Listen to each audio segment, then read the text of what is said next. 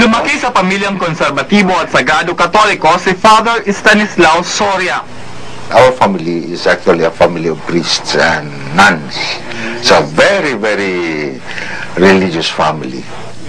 Kaya naman bata pa raw siya, alam na niyang pagpapari ang kanyang magiging misyon sa buhay. Pumasok sa seminaryo at nung una'y nagturo muna.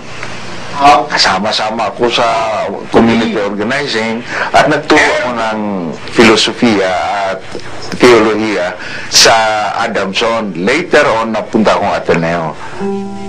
Bilang professor ng theology, naging biyasa siya sa Katolisismo. Naging kasamahan niya si Father Robert Reyes. Noong 1987, kapwa kami nagturo sa San Carlos Seminary, dyan sa Guadalupe, Makati.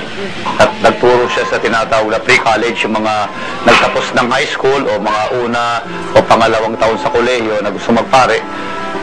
Iahanda muna sila ng isang taon bago sila magsimula ng formal na formation bilang mga seminarista doon sa college department. Noong 1988, ganap na naging pari si Father Stan. Kwento niya, wala pa siyang alam sa Islam ng mga panahong iyon. Actually, I was a bigoted Christian na I really hated anything moros. So kayo, matindi yung bias nyo against Muslims? Matinding-matindi. As a matter of fact, yung premise ko sa mga Muslim, kaya sila nanatiling Muslim dahil walang alam.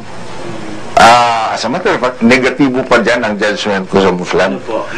Ang tingin ko talaga sila, puro tanga. With the apologies to Muslims now. Ang laki kong gulat when I was in UP na I discovered the other way around. Hindi naman pala ganun katanga ang mga Muslim. So actually, that was a shock to me. 2001 nang mag-enroll sa UP Institute of Islamic Studies si Father Stan.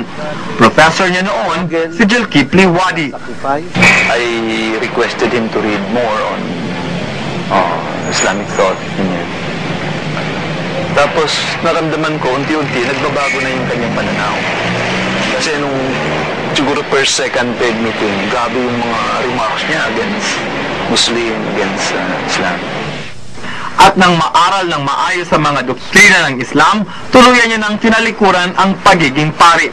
At kung ano ang nakita ni Sister Mercedita, ay siya ring nagbulat sa isip ni Muhammad, ang bago niyang pangalan ngayon.